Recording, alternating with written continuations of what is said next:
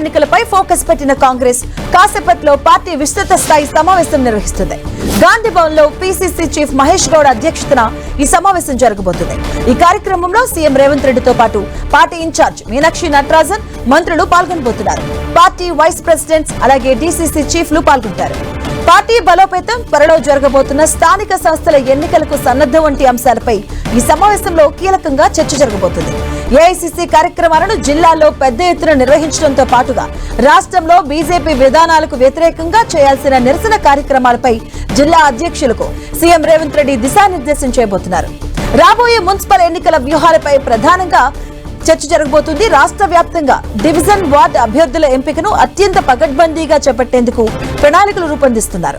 ఇక ప్రతి వార్డు డివిజన్ల నుంచి 6 చొప్పున అభ్యర్థుల ప్రతిపాదనలు స్వీకరించి ఒక సర్వే ఆధారంగా సరైన అభ్యర్థులను ఎంపిక చేయాలని పార్టీ నిర్ణయం తీసుకుంది.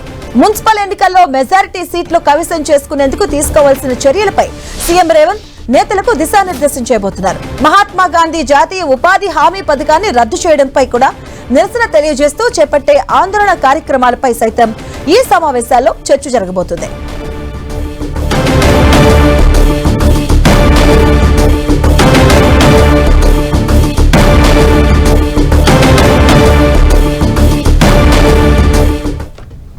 ఇదే అంశానికి సంబంధించిన పూర్తి డీటెయిల్స్ మా కరెస్పాండెంట్ ప్రతాప్ అందిస్తారు. ప్రతాప్, మరి కాసేపట్లో కాంగ్రెస్ పార్టీ విస్తృత స్థాయి సమావేశం ప్రారంభం కాబోతుంది. పీసీసీ చీఫ్ మహేష్ కుమార్ గౌడ్ అధ్యక్షతన జరిగే ఈ సమావేశానికి ఇన్ఛార్జి మీనాక్షి నటరాజన్తో పాటు సీఎం రేవంత్ రెడ్డి, మంత్రులు, అదేవిధంగా పార్టీకి సంబంధించిన ఆర్గనైజేషన్లో భాగంగా ఏవైతే ఉన్నాయో ముఖ్యంగా జనరల్ సెక్రటరీలు కానీ, వైస్ ప్రెసిడెంట్లు, డీసీసీ అధ్యక్షులు, వీళ్ళందరూ కూడా ఫ్రంటల్ లీడర్స్కు సంబంధించిన అధ్యక్షులు, వీరితో పాటు పీఏసీ సభ్యులు వీళ్ళందరినీ కూడా ఈ సమావేశానికి ఆహ్వానించడం జరిగింది. ప్రధానంగా నెక్స్ట్ ఇప్పుడు సంక్రాంతి తర్వాత మున్సిపల్ ఎన్నికలు రాబోతున్నాయి కాబట్టి మున్సిపల్ ఎన్నికల్లో లక్ష్యంగా దాన్ని అందులో మెజార్టీ స్థానాలు గెలుపొందే దిశగా ఆ ఉద్దేశంతో ఈరోజు ఈ సమావేశాన్ని ఏర్పాటు చేయడం జరిగింది. గతంలో సేమ్ సర్పంచ్ ఎన్నికల ముందు ఏ విధంగా అయితే విస్తృత సమావేశం జరిగిందో ఇప్పుడు కూడా మున్సిపల్ ఎన్నికలు వస్తున్నాయి కాబట్టి వీటిని దృష్టిలో పెట్టుకొని ఈ సమావేశాన్ని ఏర్పాటు చేశారు. ముఖ్యంగా సీఎం రేవంత్ రెడ్డి వచ్చి ఈ సమావేశానికి సంబంధించి నేతలకు దిశానిర్దేశం చేయబోతున్నారు. లోకల్ గా జరిగే ఈ ఎన్నికలకు సంబంధించి పార్టీ సింబల్ పైన జరుగుతున్నాయి కాబట్టి ఈ అంశాన్ని చాలా సీరియస్ గా తీసుకుంది కాంగ్రెస్ పార్టీ.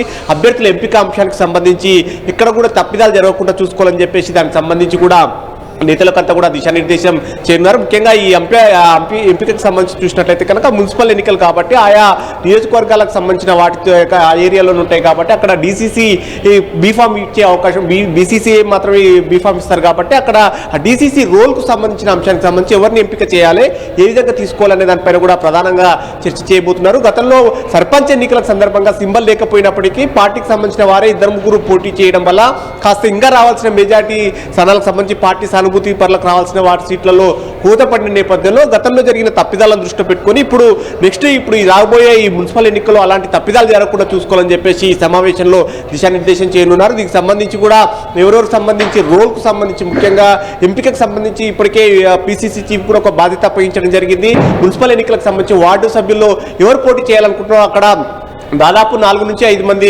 సభ్యులను ఎంపిక చేసి అక్కడ వారిపైన సర్వే చేసి ఎవరైతే ఈ రేసు గుర్రం గెలుపు అవకాశాలు ఉంటాయో వారిని ఎంపిక చేసి మిగతా వారికి సంబంధించి కూడా పార్టీలో కానీ ప్రభుత్వంలోకి సంబంధించి కానీ ఏమైనా అకామిడేషన్కి సంబంధించిన వాటిపైన కూడా వారి ఫోకస్ పెట్టాలి. ఎందుకంటే ఇప్పుడు నెక్స్ట్ డైరెక్టర్ పోస్టులకు సంబంధించి ఇంకా పెండింగ్లో ఉన్నాయి. ఇప్పటికే డైరెక్టర్ పోస్టులను నియమించాలని చెప్పేసి భావించారు. ఆ డైరెక్టర్ పోస్టులతో పాటు నామినేటెడ్కి సంబంధించిన కార్పొరేషన్ వాటిలలో కానీ అదేవిధంగా ఇతరత్ర మార్కెట్ కమిటీ వాటిలలో ఎక్కడెక్కడైతే ఖాళీలు ఉన్నాయో దేవాదాయ శాఖలకు సంబంధించిన కమిటీలు వాటన్నిటి కూడా ఫుల్ఫిల్ చేయాలని చూస్తారు. వీటిని దృష్టిలో పెట్టుకొని ఎవరైతే పార్టీ కోసం పనిచేస్తారో వారికి ఖచ్చితంగా అవకాశాలు ఉంటాయనే అంశానికి సంబంధించి కూడా సీఎం రేవంత్ రెడ్డి చెబుతున్నారు. అదేవిధంగా ప్రభుత్వం ఏర్పడి 2 years అవుతుంది కాబట్టి ఈ 2 ఏళ్ల కాలంలో ప్రభుత్వం చేసిన అభివృద్ధి కార్యక్రమాలకు సంబంధించి ప్రతి ఒక్కరూ గ్రౌండ్లోకి తీసుకునే విధంగా ఏ విధంగా చేయాలి దానికి సంబంధించి కూడా సీఎం రేవంత్ రెడ్డి వారికి దిశానిర్దేశం చేయబోతున్నారు. ఎందుకంటే ఈ ఎన్నికలలో గెలిచిన తర్వాత నెక్స్ట్ జనరల్ ఎలక్షన్ అనేది కూడా పూర్తిగా దీనిపైనే డిపెండ్ ఆన్ అయ్యే ఉంటుంది కాబట్టి ఖచ్చితంగా ఈ ఎన్నికలు ఖచ్చితంగా సీరియస్గా తీసుకోవాలని చెప్పేసి చెప్పే అవకాశం ఉంది. ఆ తర్వాత నెక్స్ట్ ముఖ్యంగా జాతీయ ఉపాధి హామీ పథకానికి సంబంధించి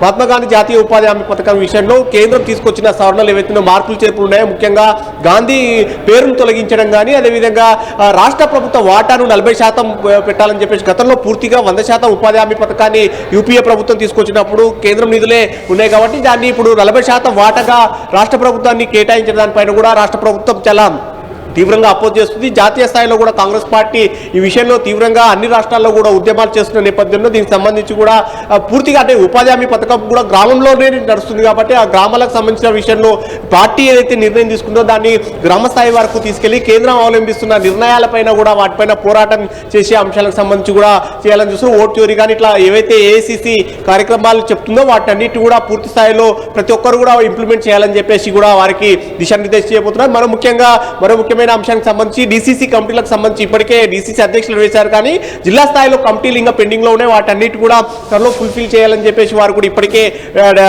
వారికి ఒక డెడ్ లైన్ కూడా పెట్టడం జరిగింది కాబట్టి ఆ డెడ్ లైన్ లో కూడా వాటన్నిటిని కంప్లీట్ చేసినట్లయితే కనుక నామినేటెడ్ పోస్ట్ లో మిగిలిపోయిన వాటన్నిటి కూడా భర్తీ చేస్తామని చెప్పే అవకాశం ఉంటుంది. మాధవ్.